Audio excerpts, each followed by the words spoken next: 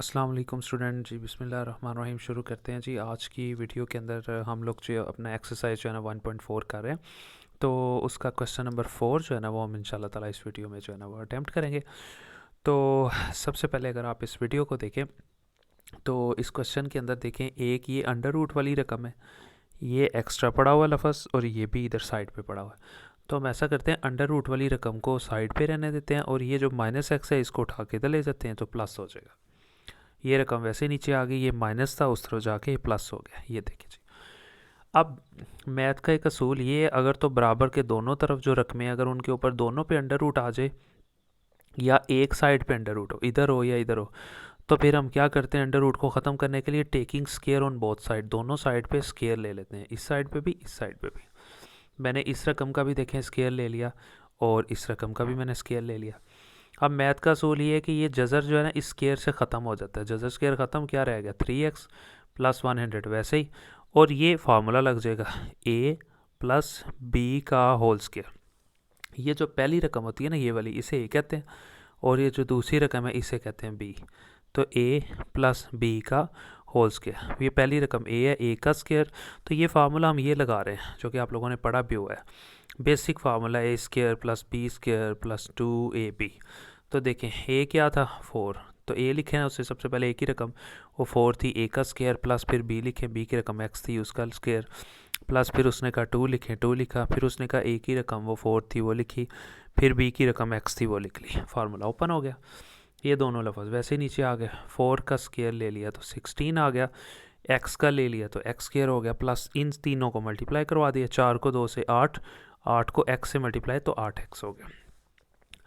अब हम क्या करेंगे कि ये तीन रकमें इस तरफ पड़ी हुई हैं, हम क्या करेंगे इन दोनों को भी यहाँ से उठाएंगे और बराबर के इस तरफ ले आएंगे। ये रकम वैसे ही, ये वाली वैसे ही, ये वाली वैसे ही। ये 3x प्लस का था, बराबर के इस तरफ आया तो माइनस हो गया। ये 100 प्लस का था, जब बराबर के इस तरफ आया तो ये भी देखिए माइनस हो गया। ये दोनों जब इस तरफ आ गए तो दूसरी तरफ कुछ भी नहीं रहा, ज़ीरो रह गया। अब देखिए मैं तरतीब से लिख देता हूँ, ये सारी रकमें होगी तो तरतीब ये होती है कि सबसे पहली रकम जो होती है ना एक्स स्केयर वाली होती है उसको लिखते हैं, वो मैंने लिखी पहले नंबर पे, फिर खाली एक्स वाली होती है। ये 8x है और ये 3x, तो 8 में से 3 निकाल दिया, यानी 8x में से 3x निकाल दिया, 5x रह गया। पहले एक्स स्केयर वाली, फिर एक्स वाली, फिर खाली रकम, ये 16 थी और ये -100 थी, ये लिख ली। अब इसे हल कर लेंगे, एक्स स्केयर वैसे रहेगा प्लस 5x वैसे ही, तो 16 में से जो है ना ये 100 जो है इसको हम लोग माइनस करवा देंगे, तो अब -84 आ जाएगा। अब -84 क्यों आया, इस वजह से आया क्योंकि जाहिर है कि बड़ी रकम के साथ माइनस था ना, ये देखें। अब यहाँ पे अगर आप देखें तो 100 के साथ माइनस लगा हुआ ना, तो 16 में से 100 निकाल दें तो 84 आता है, लेकिन माइनस का, क्योंकि बड़ी रकम के साथ यहाँ पे माइनस था। तो ये चीज़ आपने अंडरस्टैंड रखना। अब देखें ये एक इक्वेशन बन गई है जिसमें पहली रकम के ऊपर एक्स स्क्वायर है, दूसरी रकम एक्स की पावर 1 है और तीसरी रकम जो है वो एक कांस्टेंट है, यानी एक्स स्क्वायर भी है, एक्स की पावर 1 भी है और तीसरी रकम कांस्टेंट भी है। तो इसको कहते हैं क्वाड्रेटिक इक्वेशन या फिर इसे कहते हैं दो दर्जी मसावात। अब इसको हल किस तरह से करते हैं कि ये 84 को मल्टीप्लाई करवाते हैं एक्स स्क्वायर के पीछे यहाँ। अब एक्स स्क्वायर के पीछे यहाँ कुछ भी नहीं है, तो यहाँ कुछ भी नहीं है तो फिर फ़र्ज़ कर लेंगे कि यहाँ 1 है। ठीक है जी। 84 को जब इससे मल्टीप्लाई करवाएंगे तो यहाँ 1 है, 84 को मल्टीप्लाई करवाएंगे तो आंसर आ जाएगा 84। अब कोई से दो ऐसे लफ्ज़ आपने ढूंढने हैं, कोई से दो ऐसे लफ्ज़ यानी याद कर लेने हैं, कोई से दो ऐसे लफ्ज़ जिन्हें मल्टीप्लाई करवाओ 84 है और उन्हीं दो लफ्ज़ों को प्लस या माइनस करो तो ये दरमियान वाली रकम है 5x। तो पेयर आपने याद रख लेने हैं 12 और 7। देखें, अब देखें लिखने का तरीका, पहली रकम वैसे ही, आखिरी रकम वैसे ही, 5x की जगह बस आपने याद रख लेना आएगा 12x माइनस 7x। देखें ना, 12 में से जब आप 7x निकाल देंगे तो 5x रह जाएगा, इसकी जगह पे ये दोनों लिखें, ये और ये वैसे ही आ जाएगा। तरीका आपको बता दिया ये क्यों लिखना है कि आपने इसको इधर मल्टीप्लाई करवा लेना है, 84 ही आ जाएगा। तो कोई से दो ऐसे लफ्ज़ जिन्हें मल्टीप्लाई करो 84 और उन्हीं दो लफ्ज़ों को प्लस या माइनस करो, दरमियान वाली रकम है, तो वो 12 और 7 है। तो अब पहली रकम वैसे ही, ये आखिरी वैसे ही, तो 5 कब आएगा जब 12x में से 7x निकाल देंगे, ये आपने याद कर लेना। अब मैथ का असूल ये है कि जब 1 2 3 4 रकमें आ जाएं, हल कैसे करते हैं, इन दोनों में से आप कॉमन ले लें। अब इन दोनों में से कॉमन x आएगा, ये एक्स स्क्वायर है, ये खाली x है, छोटी रकम कॉमन आ गई। इधर से x 2 थे, एक बाहर आ गया, एक रह गया, प्लस ये 12x था, x बाहर कॉमन आ गया, अंदर 12 रह गया, माइनस लिखा। अब इन दोनों में से कॉमन आ रहा है 7, क्योंकि 7 के टेबल पे 84 आ जाता है, दोनों में से कॉमन लिया 7 बाहर आ गया, अंदर रह गया x। इस माइनस की वजह से अंदर की अलामत चेंज होकर प्लस हो जाएगी। और 7 को अब यहाँ 84 है, बाहर 7 है, तो 84 को ऊपर रखेंगे, 7 पे तकसीम करेंगे या 7 का टेबल पढ़ेंगे, टेबल पढ़ेंगे तो 12 तक पढ़ेंगे तो 84 आ जाएगा। आप तकसीम आप ऐसे कर लें, कैलकुलेटर लें, वहाँ पे लिखें 84 डिवाइडेड बाय 7, ठीक है, तो आंसर 12 आ जाएगा। यानी 7 जो बाहर कॉमन लेते हैं ना, उसका टेबल पढ़ना होता है। देखे ना, यहाँ से 7 कॉमन लिया, 7 बाहर आ गया, अंदर रह गए खाली x, इस माइनस की वजह से ये प्लस हो गया। अब अंदर 84 है, बाहर 7 है, तो 7 का टेबल पढ़ेंगे, कहाँ तक पढ़ेंगे कि 84 आ जाए 12 तक। 7 को 12 से मल्टीप्लाई करो तो 84 आ जाता है।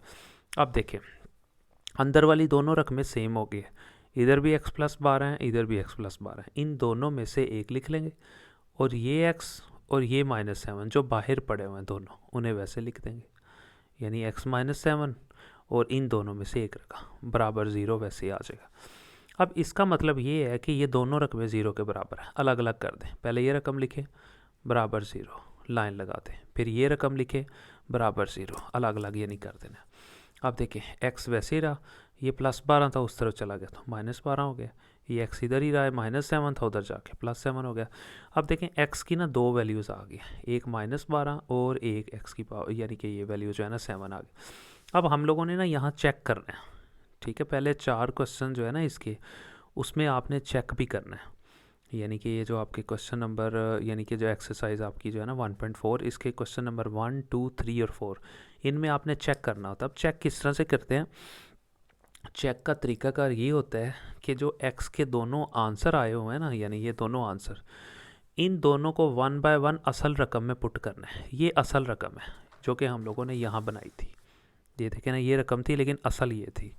इस रकम में आपने x के दोनों आंसर 1 बाय 1 जो है ना पुट कर देने, ठीक है जी, यानी एक एक करके। ये देखें, सबसे पहले x का पहला आंसर था -12, पहले मैंने असल रकम लिखी और x की जगह पे मैंने ऊपर लिख दिया -12 पुट करें, 3 लिखा, x की जगह पे -12 प्लस 100 बराबर 4, प्लस फिर x की जगह पे -12, फिर -12 को 3 से मल्टीप्लाई किया, -36 प्लस 100, वैसे ही इधर भी ये 4 वैसे ही आ गया, प्लस माइनस, ठीक है, माइनस, और 12 वैसे ही आ गया। अब 100 में से 36 निकाल दें, 64 आ जाएगा, और 4 में से 12 निकाल दें तो -8 आ जाएगा। ये देखिए, ये चीज़ 64 का अंडर रूट लेंगे, 8 रह जाएगा, और ये -8 वैसे ही आ गया। अब दोनों बराबर नहीं है, ये प्लस का 8 है, ये माइनस का 8, तो मैंने निशान लगा दिया कि बराबर नहीं है।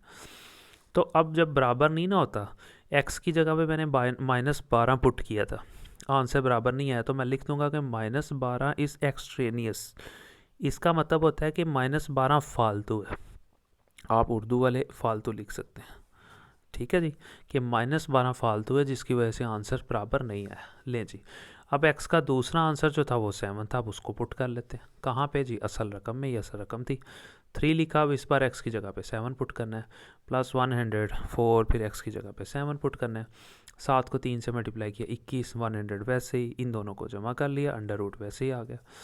अब ये दोनों को 121, ये वैसे ही, अब ये 121 का अंडर रूट लिया तो 11, और ये वैसे ही। अब देखें, ये दोनों बराबर आ गए, इसका मतलब है ये बिल्कुल सही आंसर है।